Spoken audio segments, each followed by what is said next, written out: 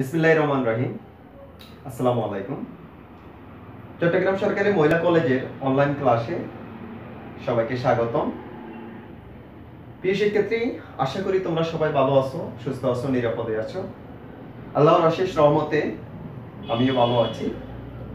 আমরা গত ক্লাসে বিবিএ এবং বিবিএস সেকেন্ড ইয়ার এর প্লান্ট অ্যাসেট এই অধ্যায়ের কিছু মৌলিক বিষয়গুলো নিয়ে আলোচনা করছিলাম। কিভাবে প্লান্ট অ্যাসেটের অঙ্কগুলা পরীক্ষায় আসে বা ওইখানে কি নিয়মগুলো আমাদের মনে রাখতে হবে, এই বিষয়গুলো গতদিন আমরা ধারণা দেওয়ার চেষ্টা করেছি।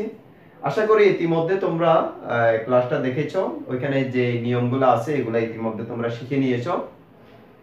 আজকে আমি একটা অঙ্ক করব, এটা এনইউ বিবিএ অনার্স 2016 এ আসছে। মূলত তোমরা বইতে দেখবা, অঙ্কটা যদি খুঁজে পাও, এটা অঙ্কটা ওইখানে আছে। তো এই ক্লাসটা যেমন বিবিএ সেকেন্ড ইয়ারে যারা আছে তাদের জন্য যেমন ইম্পর্টেন্ট, ঠিক তেমনি বিবিএ সেকেন্ড ইয়ার অর্থাৎ ডিগ্রি সেকেন্ড ইয়ারে যারা তোমরা আছো, তোমাদের ইন্টারমিডিয়েট অ্যাকাউন্টিং এর আমি পূর্বে বলছি খুবই গুরুত্বপূর্ণ একটা অধ্যায়। চলো আমরা কথা আর বাড়াবো না, একটু অঙ্কটা আমরা প্রশ্নটা প্রথমে একটু দেখে নিই। প্রশ্নটা আমি এখানে লিখেছি, তোমরা একটু দেখো। তোমরা চাইলে বই থেকেও খুঁজে বের করে নিতে পারো। যেমন এখানে বলা আছে, দেখো, globe company purchase A machine of cost টাকা 18,000। গ্লোব কোম্পানি একটা মেশিন ক্রয় করছে, যে মেশিনটার দাম হচ্ছে 18,000 টাকা অন 1st জানুয়ারি 2012। সবসময় একটা কথা মনে রাখবা, ডেপ্রিসিয়েশন নির্ণয় করার সময়, ইন্টারেস্ট নির্ণয় করার সময়, অর্থাৎ অ্যানুয়াল যে খরচগুলো আমাদের বার্ষিকে সংগঠিত হয়, মানে প্রতি বছর গণনা করা হয়, এই সব খরচগুলোর ক্ষেত্রে আমাদের তারিখটা সবচেয়ে গুরুত্বপূর্ণ একটা বিষয়। কেন? কারণ ডেপ্রিসিয়েশনটা আমরা বছরে একবার গণনা করি। তো আমাকে দেখতে হবে যে যেই তারিখ থেকে সম্পত্তিটা আমি ক্রয় করছি, ওই তারিখ থেকে আমি হিসাবকাল শেষ হওয়া পর্যন্ত কয় মাস সম্পত্তিটা ব্যবহার করছি, ওই মাসের জন্য আমার অবচয়টা গণনা করতে হয়। একইভাবে আমি যদি ব্যাংক থেকে লোন নিই অথবা আমি যদি কোথাও ইনভেস্ট করি, সেক্ষেত্রে আমি যেদিন থেকে লোনটা নিলাম বা যেদিন আমি ইনভেস্টটা করলাম, ওই দিন থেকে আমার সুদটা গণনা করা শুরু করতে হয়। সেই জন্য এখানে এই তথ্যগুলোর ক্ষেত্রে তারিখগুলো সবচেয়ে গুরুত্বপূর্ণ। এখানে ওরা সম্পত্তিটা ক্রয় করছে 2012 সালের জানুয়ারির 1 তারিখে 18,000 টাকা দিয়ে। তার মানে 2012 সালের জানুয়ারি 1 তারিখ থেকে ওদের হিসাব, অর্থাৎ মেশিনটা ব্যবহার করা শুরু করছে। এরপরে কি বলছে দেখো, the machine is expected to have a salvage value of টাকা 2000 at the end of 4 years useful life। গতদিন আমি আলোচনা করার সময় তোমাকে বলছিলাম বা তোমাদেরকে বলছিলাম যে কোন একটা সম্পত্তির আয়ুষ্কাল শেষে, আয়ুষ্কাল মানে হচ্ছে সম্পত্তিটা আমরা যতদিন পর্যন্ত ব্যবহার করব ওইটাকে বলা হয় আয়ুষ্কাল বা এস্টিমেটেড লাইফ। এখানে এই সম্পত্তিটার ইউজফুল লাইফ বা এস্টিমেটেড লাইফ হচ্ছে 4 ইয়ার্স, এবং এই সম্পত্তিটা আয়ুষ্কাল শেষে, এস্টিমেটেড লাইফ শেষে এই সম্পত্তিটা সেলভেজ ভ্যালু থাকবে, মানে ভগ্নাবশেষ মূল্য থাকবে বলছে ওরা 2000 টাকা। এরপরে prefer depreciation and depreciation schedule for the following method. দুইটা মেথডে আমাদের স্ট্রেট লাইন মেথড এবং ডাবল ডিক্লাইনিং ব্যালেন্স মেথডের ক্ষেত্রে ডেপ্রিসিয়েশন এবং আমাদেরকে ডেপ্রিসিয়েশন শিডিউলটা করতে বলছে। এখানে আনসারটা করার ক্ষেত্রে দুইটা পয়েন্ট প্রথমে মাথায় রাখবা। একটা হচ্ছে যে তোমার এখানে এস্টিমেটেড লাইফ হচ্ছে 4 ইয়ার্স, কিন্তু এখানে ডেপ্রিসিয়েশন এবং ডেপ্রিসিয়েশন শিডিউল কয় বছরের জন্য করতে হবে সেটা কিন্তু বলা নাই। যদি বলা না থাকে, তোমার এস্টিমেটেড লাইফ যত বছর আছে তোমাকে ডেপ্রিসিয়েশন শিডিউলটা এবং ডেপ্রিসিয়েশনটা তত বছরের জন্যই করতে হবে। ক্লিয়ার? তাহলে এখানে আমাদের মেশিনটা ক্রয় করছে 18,000 টাকা দিয়ে, আয়ুষ্কাল হচ্ছে 4 বছর, এবং সম্পত্তিটা ভগ্নাবশেষ মূল্য থাকবে কত টাকা? 2000 টাকা। এখন আসো প্রথমে আমরা স্ট্রেট লাইন মেথডের ক্ষেত্রে ডেপ্রিসিয়েশন এবং ডেপ্রিসিয়েশন শিডিউলটা করব। তো আমরা জানি স্ট্রেট লাইন মেথডের ক্ষেত্রে যখন আমরা অঙ্কটা করতে যাব, স্ট্রেট লাইন মেথড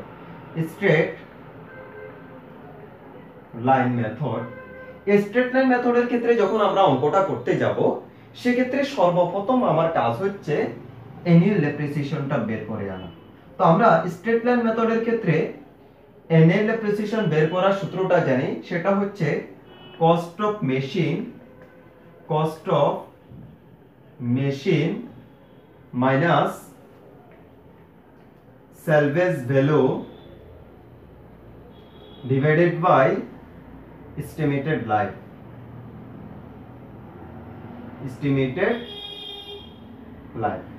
ঠিক আছে। যেমন এখানে দেখো কস্ট অফ মেশিন হচ্ছে 18,000 টাকা, salvage value হচ্ছে 2,000 টাকা, এস্টিমেটেড লাইফ হচ্ছে 4 বছর। তাহলে 18,000 টাকা থেকে 2,000 টাকা চলে গেলে 16,000 টাকা, 4 দ্বারা ভাগ করলে 4,000 টাকা হচ্ছে আমাদের অ্যানুয়াল ডেপ্রিসিয়েশন। অর্থাৎ 4 বছর পর্যন্ত আমরা জানি স্ট্রেট লাইন মেথডের ক্ষেত্রে প্রত্যেক বছরে অ্যানুয়াল ডেপ্রিসিয়েশনের পরিমাণটা সমান থাকবে। তাহলে প্রথম থেকে 4 বছর পর্যন্ত প্রত্যেক বছরে আমাদের অ্যানুয়াল ডেপ্রিসিয়েশন হবে কত টাকা? 4,000 টাকা। এখন আসো আমরা শিডিউলটা করব। তাহলে শিডিউলটা করব, প্রথমে প্রতিষ্ঠানটার নাম লিখব globe company, schedule of depreciation, schedule of depreciation. দেখো কলামটা করব, এখানে প্রথমে ইয়ার্স এর জন্য একটা কলাম হবে ইয়ার, এরপরে কস্ট প্রাইসের জন্য একটা কলাম করব কস্ট প্রাইস, এরপরে অ্যানুয়াল ডেপ্রিসিয়েশনের জন্য একটা কলাম থাকবে, অ্যাকুমুলেটেড ডেপ্রিসিয়েশনের জন্য একটা কলাম থাকবে,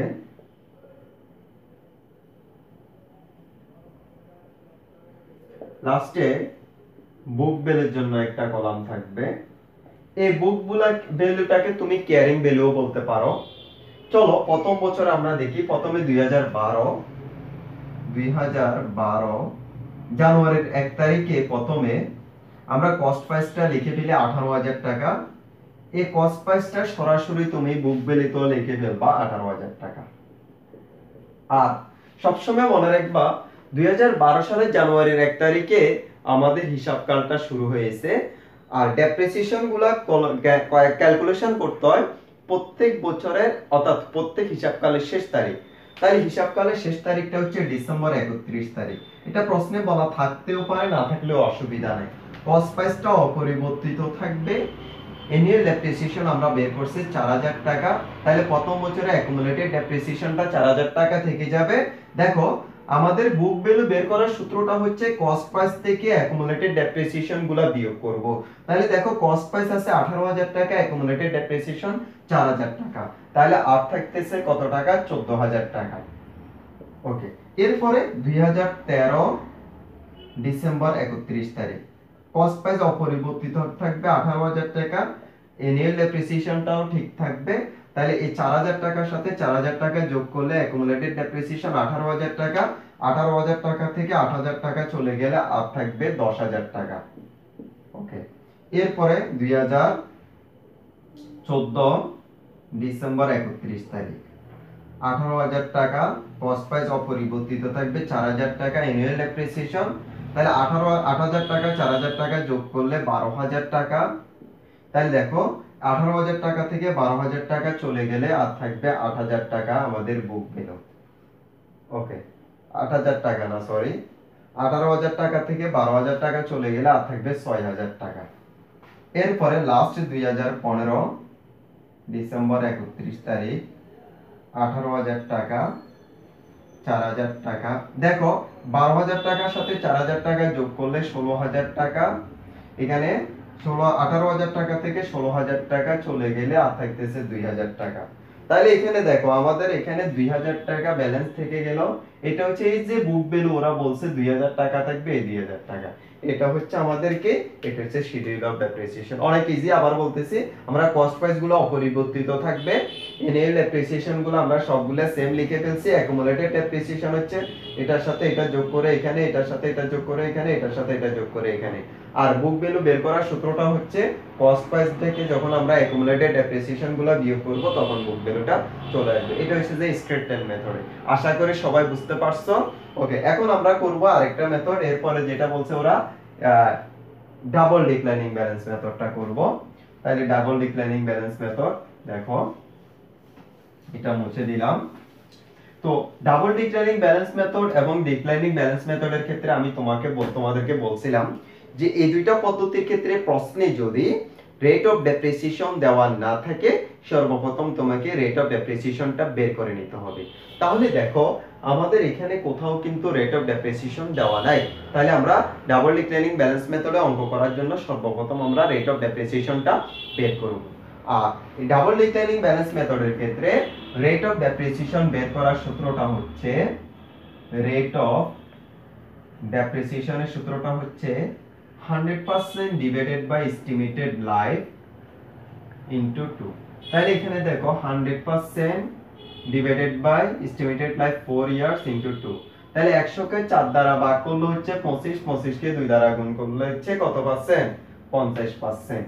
50% হচ্ছে আমাদের ডাবল ডিক্লাইনিং ব্যালেন্স মেথডের ক্ষেত্রে রেট অফ ডেপ্রিসিয়েশন। এখন আমরা ডেপ্রিসিয়েশন শিডিউলটা করে ফেলবো। এখানে আবার লিখবা globe company schedule of depreciation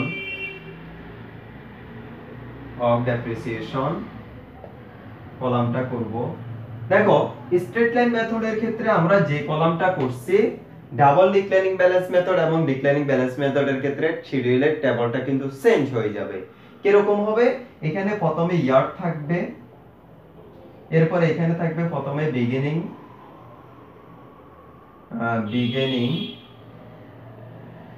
value of machine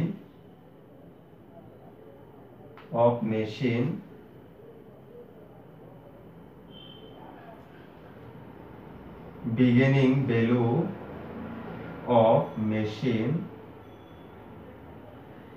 এরপর এখানে থাকবে rate of depreciation, এরপর annual depreciation, accumulated depreciation, আর লাস্ট হচ্ছে ending value of machine। ঠিক আছে, এটা হচ্ছে আমাদের কলামটা। তো এই ক্ষেত্রে প্রথমে দেখো, প্রথমে যেটা করবা সেটা হচ্ছে যে 2012 ডিসেম্বর 1, এখানে 1 তারিখে দিয়ে আমাদের কি বুক ভ্যালুটা লেখার দরকার নাই, কারণ এখানে সবগুলো সেম থাকবে। ডিসেম্বর 31 তারিখ বিগিনিং ভ্যালু 18,000 টাকা, রেট অফ ডেপ্রিসিয়েশন 50%। তাহলে দেখো 18,000 টাকার 50% করলে 9,000 টাকা অ্যানুয়াল ডেপ্রিসিয়েশন, এখানে অ্যাকুমুলেটেডও 9,000 টাকা বসে যাবে। আর এন্ডিং ভ্যালুটা হচ্ছে যে 18,000 টাকা থেকে অ্যানুয়াল ডেপ্রিসিয়েশন গুলা বিয়োগ, তাহলে আর থাকতেছে 9,000 টাকা। ওকে, এরপরে 2012 এর পরে 2013 ডিসেম্বর 31 তারিখ, এখানে যেটা এন্ডিং ভ্যালু আছে সেটা এখানে বিগিনিং ভ্যালু চলে আসবে। 9,000 50% করলে 4,500, তাহলে 9,000 টাকার সাথে 4,500 টাকা যোগ করলে 13,500 টাকা, 13,500। এরপরে বিয়োগ করো, 9,000 থেকে 4,500 চলে গেলে আর থাকবে 4,500 টাকা। এরপরে 2014 ডিসেম্বর 31 তারিখ 4,500 50%, তাহলে 4,500 এর 50% করলে হচ্ছে 2,250, যোগ করো 13,500 সাথে 2,250 যোগ করলে 13 14 15,750, 15,750, এখানে থাকবে 2,250। এরপরে আসো লাস্টে 2015 ডিসেম্বর 31 তারিখ, ওইটা এখানে চলে আসবে 2,200। এখন লাস্টের ডেতে একটু কাজ আছে। কাজটা কি রকম? আমাদের বলছে যে যেমন 2015 সালের শেষে আমাদের এস্টিমেটেড লাইফ শেষ, এবং এস্টিমেটেড লাইফ শেষে তোমার এখানে সেলভেজ ভ্যালু থাকবে কত টাকা? বলছে 2,000 টাকা, অর্থাৎ এখানে তোমার 2,000 টাকা থেকে যাবে।